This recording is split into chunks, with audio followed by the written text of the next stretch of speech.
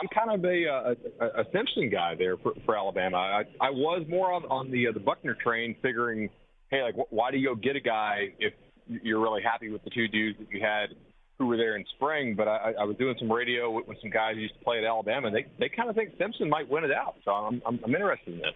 All right. Well, I hope he does, because he's on my SEC quarterback fantasy football team. So. But do you think, would you downgrade Alabama's title chances just because they don't know who the quarterback is? Well, somewhat, I guess. I was already baking in some regression to my model from losing Bryce Young. I will say I think Bama has some young kids who people don't know about but will be on your NFL draft boards for the 2025 draft, who are like line of scrimmage players who are back to sort of what they had like 5 or 6 years ago. They've got some real dudes who apparently they've hit on and are ready to be like impact year 2 guys. So I think they may just beat everybody up at the line of scrimmage, kind of like they used to with Nick's old teams. Bud Elliott is joining us, CBS Sports HQ college football analyst and the co-host of the Cover 3 College Football Podcast. All right, we didn't just have you on to talk about Alabama. That was just a convenient, a happy accident. But we do want to talk about the conference realignment because, Bud, we are on coast to coast, of course, on CBS Sports Radio, but we're on in Oregon where it's really been an interesting day because for the Oregon State fans, everyone is feeling pretty disheartened that they're kind of being left behind as Oregon and Washington are going to the Big Ten. What would you say to an Oregon State fan today?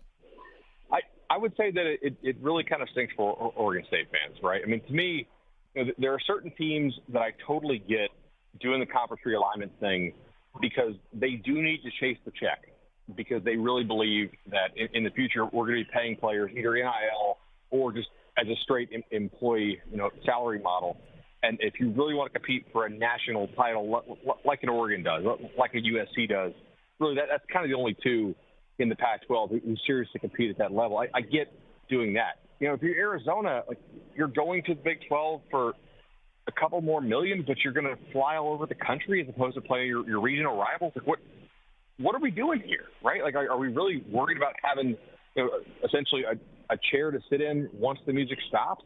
I guess so. So I definitely sympathize with those Oregon State fans, but I do think that this might be a painful couple of years. I don't think this is a forever type thing. I mean, to me, it's not like Oregon State's going to have to drop down to the Mountain West or something forever and never be able to play, to play Oregon and to play those former rivals.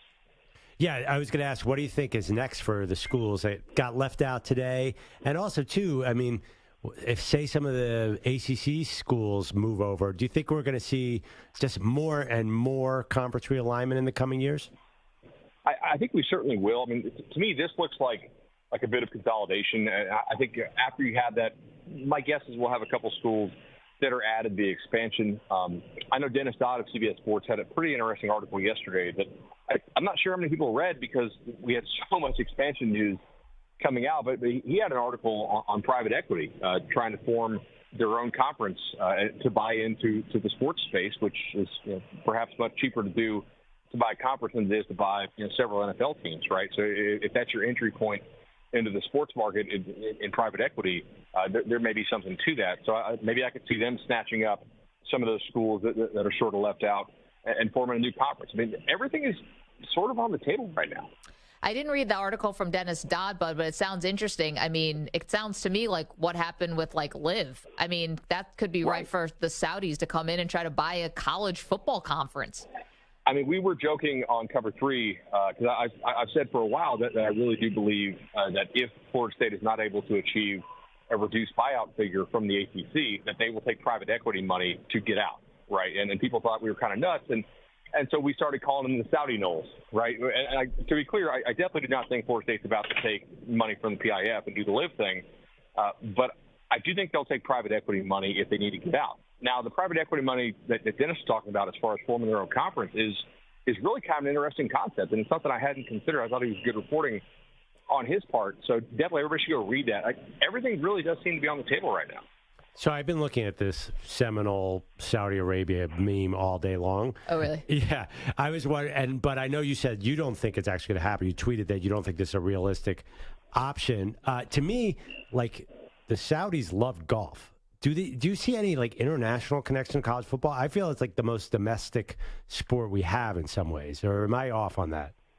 Yeah, I totally agree with you that it probably is the most U.S.-centric sport, right? You go to Europe and they're like, wait, your sort of B-level sports leagues are attached to your colleges? It's a very foreign concept internationally. And to be clear, I think the Saudi idea for Florida State is 100% not going to happen. But I do think, that they may be fairly down the line with the J.P. Morgan already as their backup plan. So I'm yes on private equity for them as far as likelihood. I'm definitely no on the Saudi being the source of the private equity. And sorry, what does J.P. Morgan get out of that? It's an investment?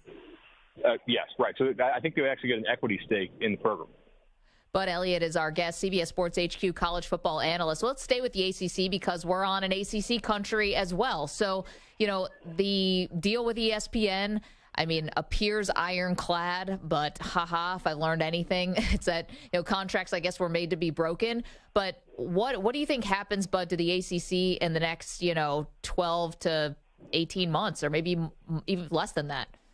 It's a really interesting question, both short and long term, right? Short term, I don't think North Carolina really wants to leave. Whereas if you watch the Florida State Board of Trustees meeting, it's pretty clear that they do want to leave, and they're not really interested in making it work in the ACC. Then we're going to look to Clemson and Miami, right? Two schools that certainly they fundraise off national titles, they hire off national titles, they fire if you don't recruit at a national title level. So, for them, are they looking to get out as well? They certainly have not been as vocal in public about it, although in private, I know they're certainly doing some work, at least the due diligence, to potentially get out. And then long term, you look at the ACC, if we do go to an employee model, I think we're going to have some athletic departments that ask the question, like, do we want to be in the employer space, right? There's like a Boston College or Syracuse or Wake Forest. I'm just naming the smaller private schools, right, that are within the league. Obviously, Syracuse is not a tiny school, but do they really want to play on that playing field, or do they want to go to more like a club plus model at some point? So I think short term, where does Miami go? Where does Clemson go? Long term, how many schools in the ACC really want to play at that sort of employer level? And that, I think, will decide a lot, not really within the next 2 years unless courts speed some of these judgments up, but maybe within the next 10 to 15 years, that's probably going to shape the college sports landscape quite a bit. But with the 12-team playoff coming down the road, do you think the Big 12 and what's left of the Pac-12 are definitely going to have at least one guaranteed spot moving forward? How do you think that's going to shape up as far as one guaranteed spot for different conferences? So for 24 and 25, it's already been decided. So for those 2 years, for sure. Now, after that, it's an interesting question because of the antitrust concerns, right?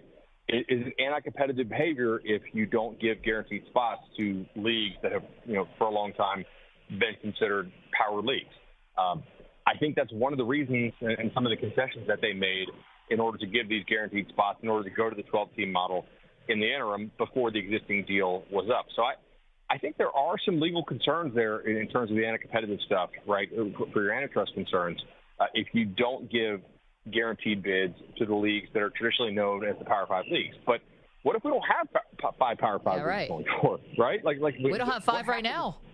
Correct, right. So I think it's a lot of this stuff is pretty fascinating. I don't have all the answers, but I'm certainly following it all. It's pretty fun. Although if you're a fan of like an Oregon State, certainly not quite as fun. And you're like, why are we doing this for $5 or $10 more million a year? Come on. Yeah, it's like nobody asked for this. Bud, last one for you, and it is it's a question that has really divided this show right down the middle. And we're doing the greatest fictional sports rivalries of all time. Who is Rocky's true rival? Is it Apollo Creed, Clubber Lang, or Drago? I think it's Drago because it unites the country. Yeah, I'm going Drago. Your producer also, I forgot his name, Mike. Super Dude. Yeah. Yeah, Mike's on Team Drago, so that's 3 votes for Drago. Oh, you got swayed. I did not know that Samter gave him the heads up on that, but it's not he's swayed. It's just the right answer. I said Drago first, and then the producer's like, yeah, me too. Yeah. So